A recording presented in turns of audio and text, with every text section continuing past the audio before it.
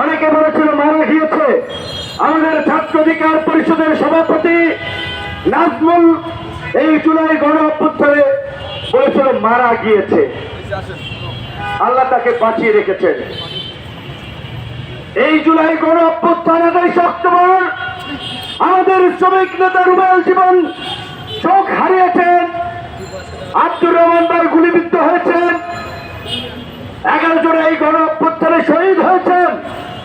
শুধু 29 অগস্ট প্রকাশ্য দিবালোকে আমাদের উপরে হামলা নয়, সেই প্রতিবাদ করার কারণেও আমাদের শ্রমিক নেতা আব্দুর রহমানকেও গোয়েন্দা সংস্থার পরিচয়ে গাজীপুর থেকে গুম করার চেষ্টা করা হয়েছিল, আদামারা করে গাড়ি থেকে ফেলে দেওয়া হয়েছিল। আইসিপিকে জানিয়েছি, স্বরাষ্ট্র উপদেষ্টাকে জানিয়েছিলাম, কোনো ব্যবস্থা নিতে দেখি নাই।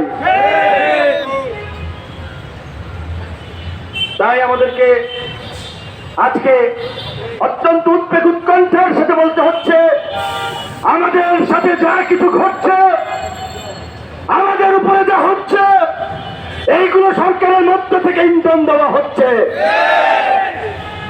আজকে হাদির মৃত্যুতে যখন আমরা গোটা জাতি বাক্রুদ্ধ, সেই সময় আমরা দেখেছি রাতেই মব সৃষ্টি করে পত্রিকা অফিসে অগ্নি সংযোগ করা হয়েছে, ভ্যান্ডালিজম করা হয়েছে।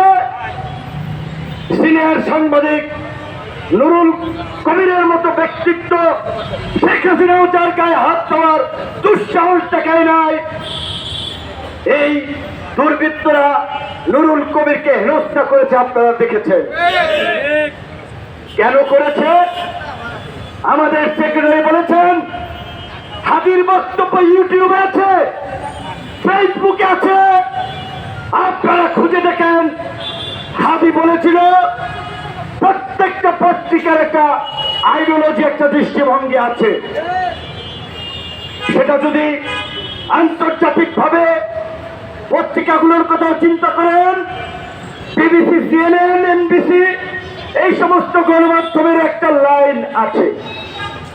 তো প্রথম আলোর কোন আইডিওলজি থাকলে আপনি যদি পছন্দ না করেন, আপনি প্রথম আলোর বিপরীতে 10টা প্রথম আলো তৈরি করেন।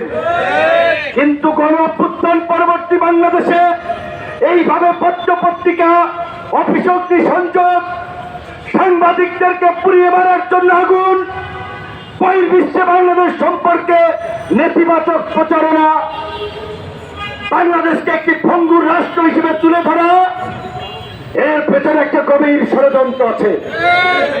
এর পেছনে একটা গভীর ষড়যন্ত্র আছে।